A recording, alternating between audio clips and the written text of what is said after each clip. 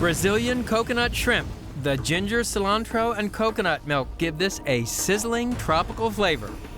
Garlic sesame halibut, the sweet garlicky taste of Southeast Asia.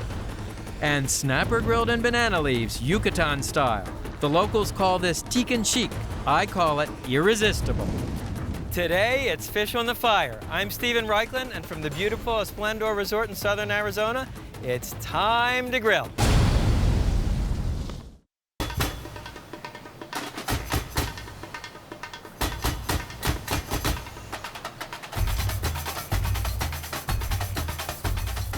Seafood may come from the water, but nothing brings out its briny succulence like fire.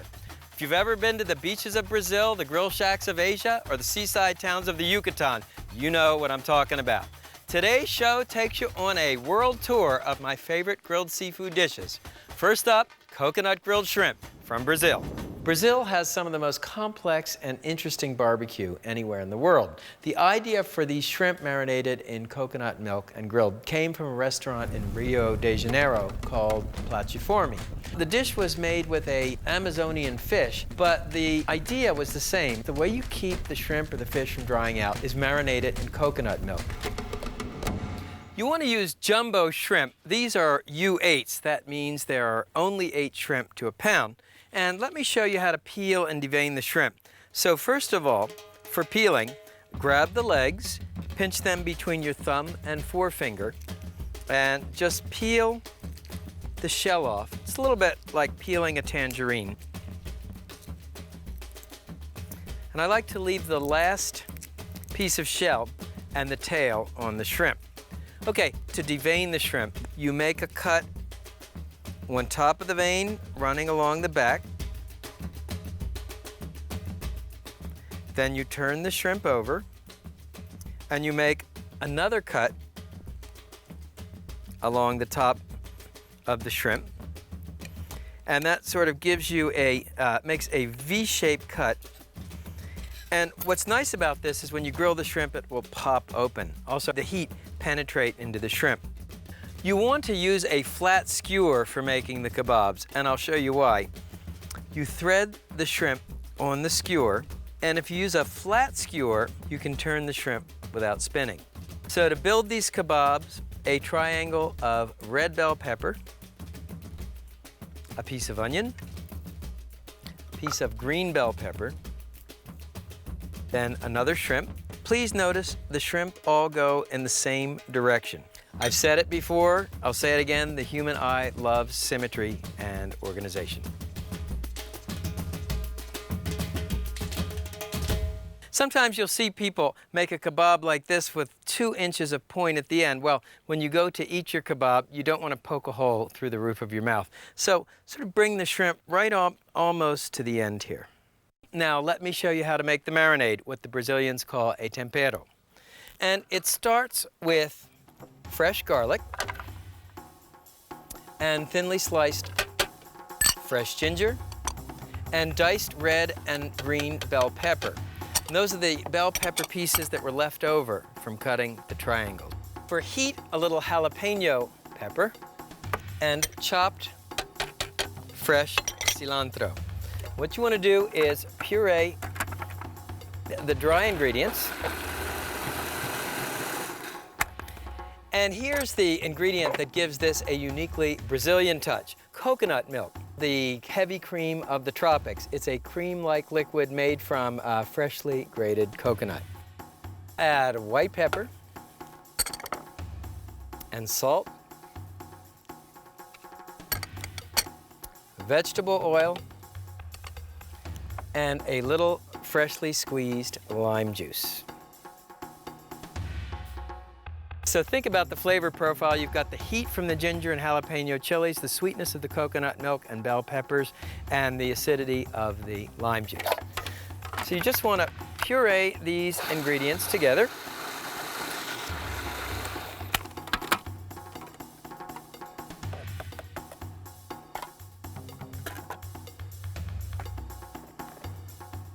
Now pour the marinade over the shrimp.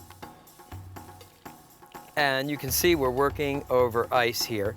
Always a good idea when you're working on a warm day outdoors. And because shrimp are so small, the marinating time is quick. 30 minutes to an hour will do it. Let me show you how to set up the grill. The process here is direct grilling, and as always, we want to keep it hot. We want to keep it clean. And to oil the grate, you've seen me do this before, a half an onion dipped in oil and rubbed across the bars of the grate. This gives you a subtle onion flavor, and it certainly looks cool. And one last technique here. This is an aluminum foil grill shield. You make it by folding over a sheet of heavy-duty aluminum foil. Place that in the front of the grill, and that will keep the ends of the skewers from burning. Man, this smells great. And if you have any extra marinade, you can just pour it over the shrimp at this stage before it's cooked. You'd never want to use a marinade that held raw shrimp as a sauce. One of your most frequently asked questions is, when do you close the grill lid, when do you open it? Well, when indirect grilling, it's always closed. When direct grilling, we use the rule of palm. If what you're grilling is thinner than the palm of your hand, you leave the grill lid open because it cooks so quickly, you want to be able to watch it. If you're cooking a big Bible-thick T-bone or porterhouse, close the grill lid so you keep the heat in. Cooking time here is really quick, about 2 to 4 minutes per side. Small portable grills like this or hibachi are great for grilling small kebabs like shrimp kebabs. What's happening here is you're caramelizing the meat proteins in the shrimp. So how do you know when the shrimp are cooked? Well, you can use the poke test, kind of poke the top, the shrimp will feel firm to the touch, or the squeeze test. That is, you want to squeeze the shrimp. Also, you can see the shrimp meat has gone from this sort of opaque gray to whitish pink. And to gild the lily, as it were, you can just drizzle the shrimp with a little extra virgin olive oil. These look fantastic. And there are your coconut grilled shrimp Brazilian style. And what you can do is just put some lime wedges to finish up the shrimp. So there you have it, coconut marinated Brazilian grilled shrimp. Nice. You know, the ginger, cilantro, and coconut milk really give you this great tropical flavor. So the next time you want to grill shrimp without drying it out, marinate it in coconut milk, as they do in Brazil.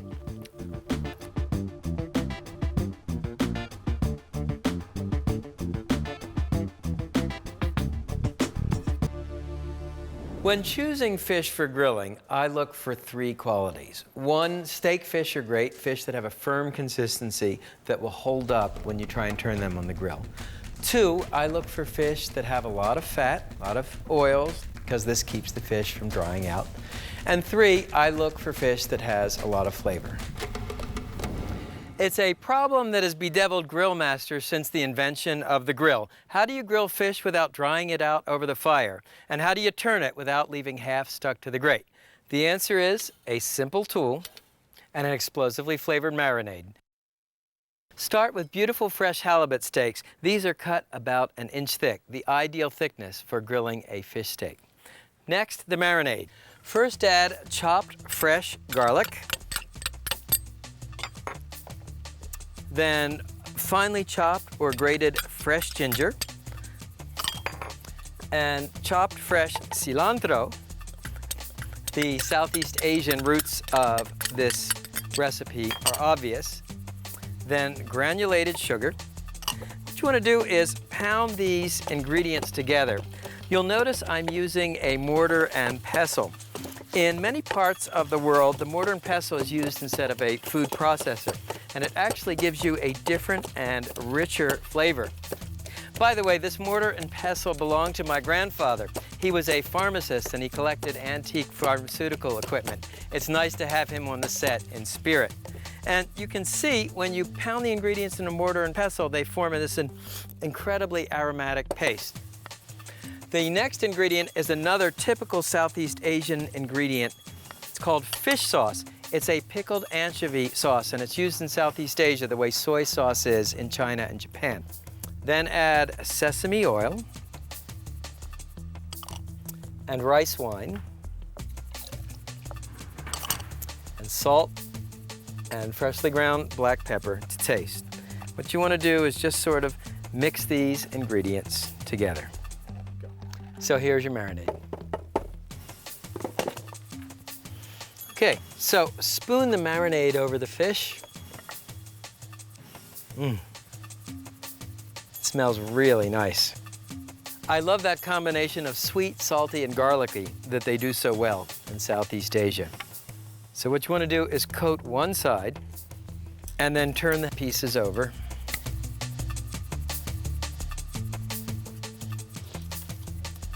And spoon the remaining marinade on top.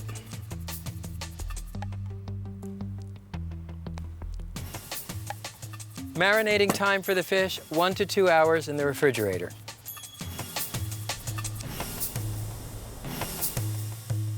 This is a grill basket. It's got a top and bottom panel connected with a hinge. And what you want to do is lightly oil the wires of the grill basket to keep the fish from sticking. Just go like this, and you can work over a baking sheet to keep from dripping oil on your cutting board.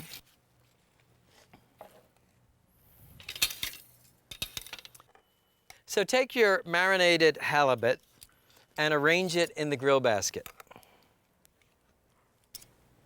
Of course, you can prepare this recipe with other fish. It would be really delicious with swordfish. And bring the top part of the basket over, and you fasten the two halves together by sliding down this metal clip. To accompany the fish, a grilled vegetable side dish with a nautical theme, asparagus rafts. It starts with a quick basting sauce, finely chopped garlic and soy sauce, sesame oil, and black pepper.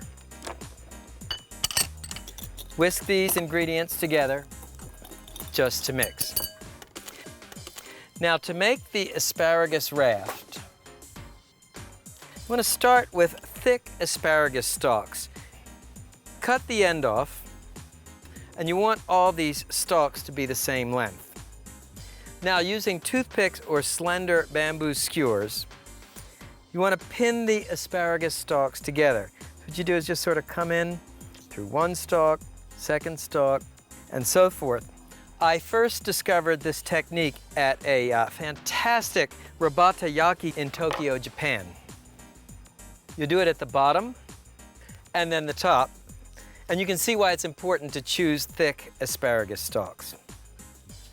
Now, the last step is simply trim off the excess ends of the skewers, and you can see what you wind up with looks like a raft. And in fact, if you're going to cook 1 pound or 2 pounds of asparagus, it's much easier to turn 4 rafts than it is to turn 20 asparagus stalks. Now, take that basting mixture that we made, soy sauce, garlic, sesame oil, and baste the asparagus rafts on both sides. Then sprinkle the asparagus with sesame seeds. I discovered this dish at what may be the single most expensive grilling restaurant in the world. It's called Inakaya, and it's in Tokyo.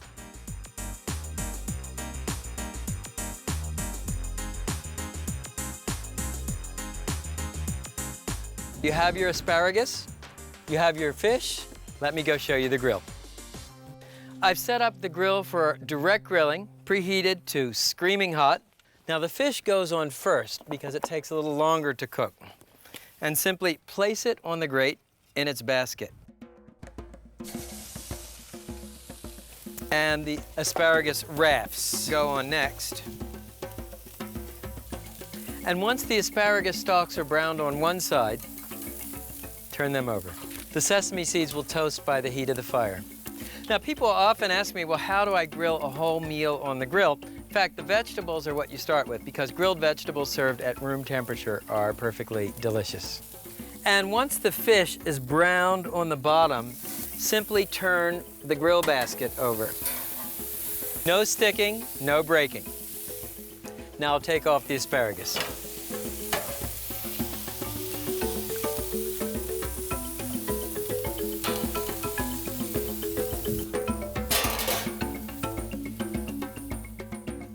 And I like to serve them with the toothpicks in place, but of course, you want to warn your guests not to eat the toothpicks. The fish looks ready. The way you test it, it's called the poke test. You actually press the top of the fish and you'll feel it break into clean flakes. So all you need to do is transfer the fish in its basket to a baking sheet. Remove the clip and remember to wear protective gloves. That clip gets very hot. Believe me, I speak of experience. And then just open the grill basket, and these look great. It helps to use a wide spatula. By the way, you can raft other slender vegetables like green beans and scallions. So just pull out the pins. That sesame flavor goes really nicely with the asparagus. That's really nice. You know, I'm such a sucker for that sweet, salty, garlicky thing from Southeast Asia. So now you know the secret to grilling fish without sticking. Cook it in a grill basket.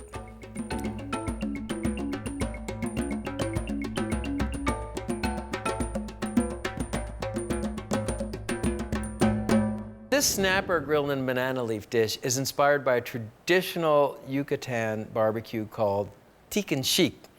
Teak means to kind of turn or turn again because the fish was turned. And chic means marinade. In this case, the marinade is something called recado rojo, red marinade, and it's made with a very distinctive ingredient called achiote.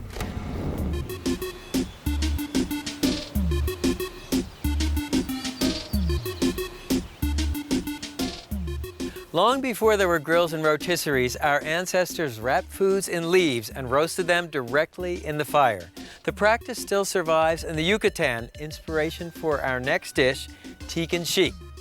The banana leaf keeps the fish moist and adds a unique herbaceous flavor. This is really cool, so watch closely. The marinade starts with a staple of Yucatecan cooking. It's a spice paste called achiote. It's made with annatto seed, the same seed that gives cheddar cheese its orange color.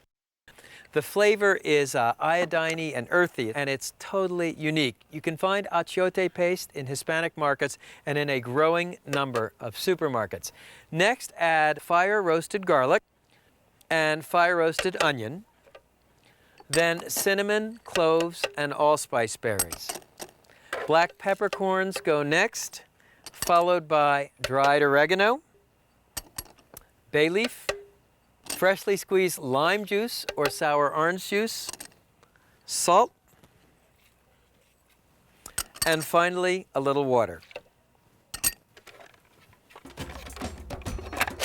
Puree these ingredients in a food processor to a loose paste.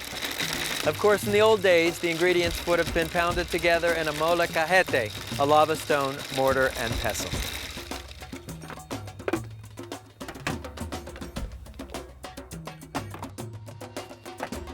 What you want to do is just spoon the recado rojo over the fish.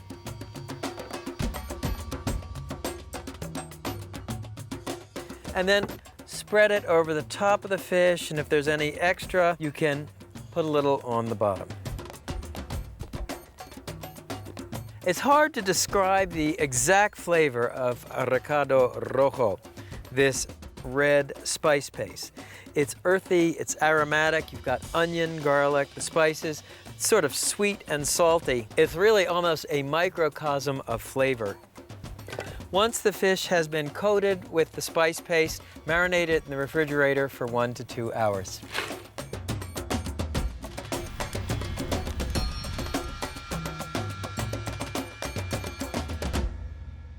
These are banana leaves. They're available fresh in Hispanic markets and frozen in most supermarkets. There are also mail-order sources. What you want to do is cut about a ½ inch strip off one end and set it aside. Then take an achiote marinated piece of snapper, place it in the center, and top it with an onion ring and a sprig of fresh oregano. Fold the top of the banana leaf over, and then fold in one side and the other side. It's almost like making a blintz. Then just fold the top over and use this extra strip of banana leaf to tie the package to seal it. Just like that. Here are your Teak and Chic packages ready for grilling. By the way, Teak and Chic comes from the Mayan words. Teak means to turn, chic means to marinate. So, turned, marinated fish. Let me show you the grill. I'll grill the Teak and Chic on a Kamado cooker. This is also called a ceramic cooker. It's a charcoal grill. I've lit charcoals at a nice 2-inch bed at the bottom. You want to preheat the grill to high and then do a quick brush of the grill grate. Dip a folded paper towel in oil to oil the grate. Normally you don't need to brush in oil when you're grilling in a leaf, but you can never be too sure.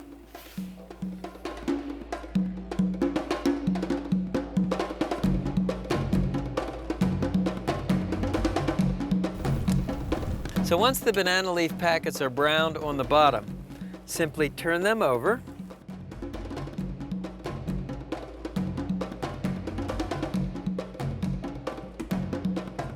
Well, the Teak and Chic look ready. You can see the banana leaves are well browned on both sides. But to be sure, what you can do is insert a metal skewer in the center of the fish. Leave it in for a couple of seconds, pull it out. If it's hot to touch, the fish is cooked.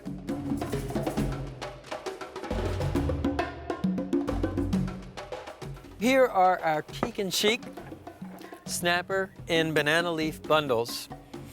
And to serve, all you do is snip this strip of banana leaf, and you can open these guys up. And that smells sensational. What's nice is the way the onion and the oregano give you an extra little kick of flavor. That is really good. You know, what's interesting is as the banana leaf burns, it almost smokes the fish. So that concludes our round-the-world tour of Fish on the Grill. Brazilian coconut shrimp, garlic sesame halibut, snapper grilled in banana leaves in the style of the Yucatan. It's fish over fire at Primal Grill.